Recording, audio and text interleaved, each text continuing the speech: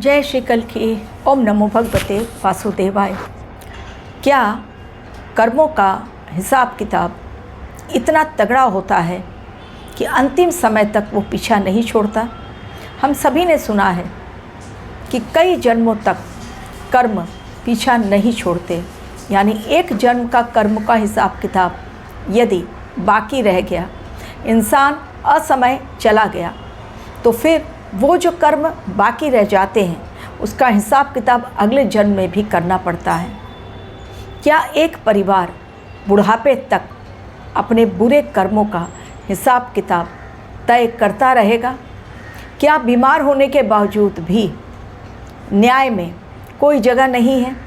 क्या कोर्ट इन सभी बातों को नहीं मानता है? क्योंकि कोर्ट का काम है केवल और केवल न्याय देना यदि आरोप भयंकर हो। इंसान की आत्मा जब श्राप देती है और इंसान जब पीड़ित होता है, वो जो निकलती है बहुत लंबे समय तक पीछा नहीं छोड़ती।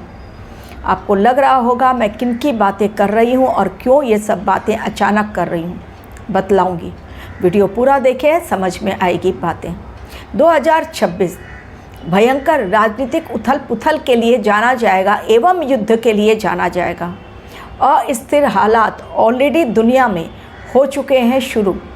जैसे ही 2026 की शुरुआत हुई तब से लेकर 10 जनवरी तक के हालात आप लोगों तक छिपे हुए नहीं हैं। किस प्रकार से हालात बेकाबू हो रहे हैं पूरे विश्व में, चाहे युद्ध को लेकर हो, चाहे किसी बड़े आपदा को लेकर। अचानक से हो रहे हैं हादसे और सेकंड के अंदर गेम ओवर।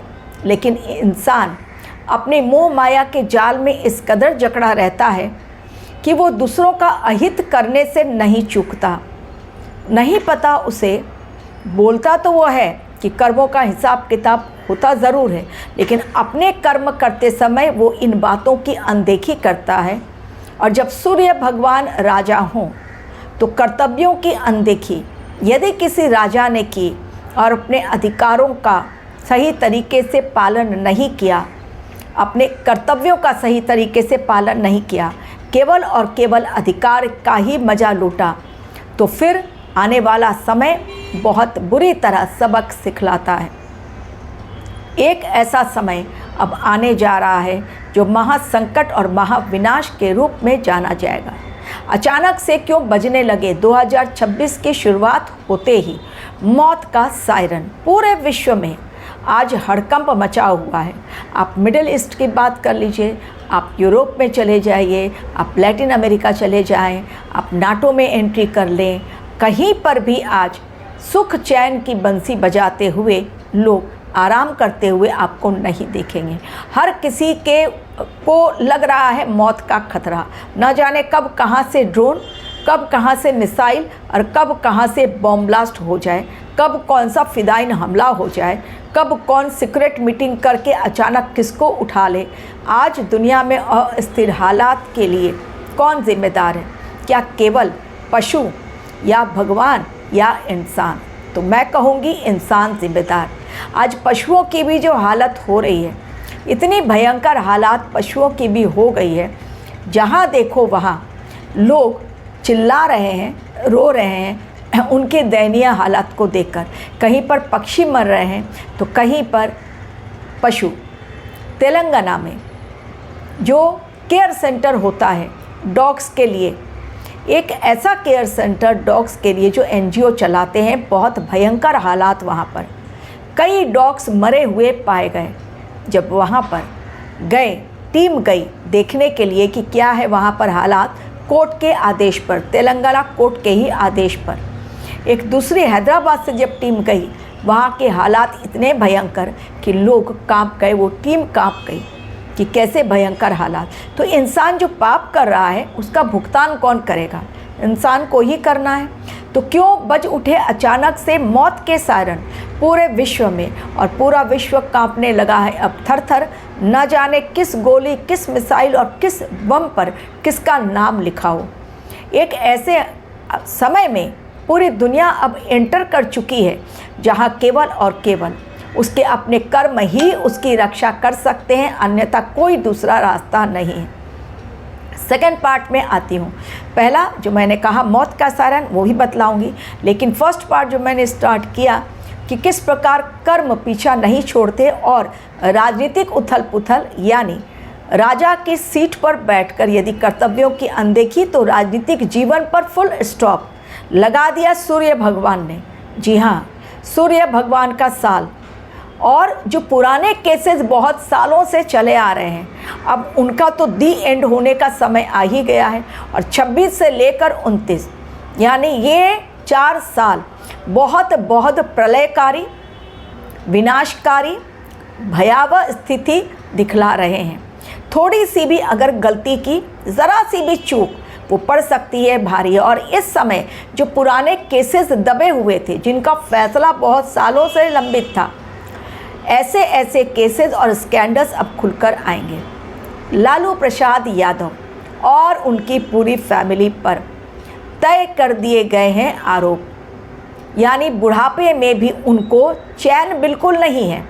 अपना राजनीतिक जीवन तो उन्होंने स्पॉइल कर दिया, लोगों को चूना लगा दिया और ले लिए ज़मीन घोटाले में फंस गए। वो लाख करोड़ों की ज़मीन उन्होंने बहुत कम दामों में खरीद ली। क्यों? क्योंकि जॉब देना है, रेलवे मिनिस्टर थे, तो जॉब के बदले में उन्होंने ज़मीनें हड़प ली लोगों की। और वही लोग जो बेचारे गरीब थे, लेकिन जिनको सपना था कि सरकारी नौकरी मिल रही है, ना कुछ होते हुए भी उन्होंने अपने जीवन भर की कमाई लगाकर जो ज़मीनें खरीदी थी, वो दे दी एक नौकरी की खातिर, जो उसकी कीमत करोड़ों थी, लेकिन उनको उस समय नौकरी चाहिए थी। ये सौदा इतना महंगा पड़ा क्योंकि देखने वाला ऊपर बैठा हुआ है। अब जबकि उनका ऑपरेशन हो गया है, उनका ट्रांसप्लांट भी हो गया है, किडनी का या लंग्स का, किसका ट्रांसप्लांट हुआ है, तो उसके पश्चात भी अब उनको राहत नहीं है। और राहत ऐसे नहीं है कि कोर्ट के में बैठे हुए जज ने उनके ऊपर टिप्पणी कर दी कि ये मामला कोई सही छोटा मोटा मामला नहीं है और इसे माफ़ कदापि नहीं किया जा सकता। हालांकि वकील ने गुहार लगाई कि उनकी तबीयत ठीक नहीं, लेकिन केवल वही नहीं, उनका परिवार देखिए किस प्रकार बिखर रहा है। दोनों बेटे कोर्ट में आमने सामने, दोनों ने एक दूसरे से बात तक नहीं की। बेटी और बेटा आमने सामने, बेटी और बेटे ने आपस में बात नहीं की। और अब जो उन्होंने कर्म किए उसका खामियाजा उनके बच्चे भी, यानी पूरा परिवार ही आरोपी बन गया। अब राजनीतिक जीवन जो मैंने कहा फुल स्टॉप, तो राजनीतिक जीवन फुल स्टॉप किसका होगा आप समझ गए होंगे। जी हाँ, तेजस्वी यादव का। अगर वो जाते हैं जेल तो फिर उनका राजनीतिक जीवन हो जाएगा फुल स्टॉप। न जाने कब तक उन्हें जेल की सलाखों के पीछे रहना पड़ेगा।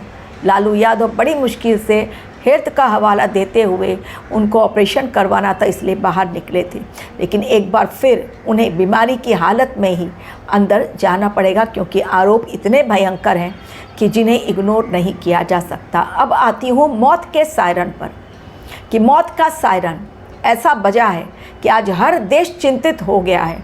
न जाने कब मौत की आहट उनके देश में सुनाई दे।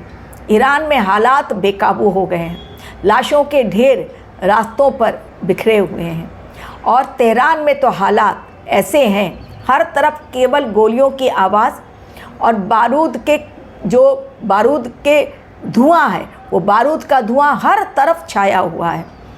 खामेनेई कहाँ पर है, किसी को कानों कान खबर नहीं।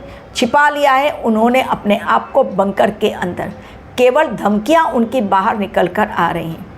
अमेरिका अपना कुछ भी करने को तैयार है, क्योंकि उसे देख रहा है सिर्फ कि मुझे फाइनेंशियली बहुत स्ट्रॉन्ग रहना है, मेरे देश की इकोनॉमी डाउन नहीं जानी चाहिए।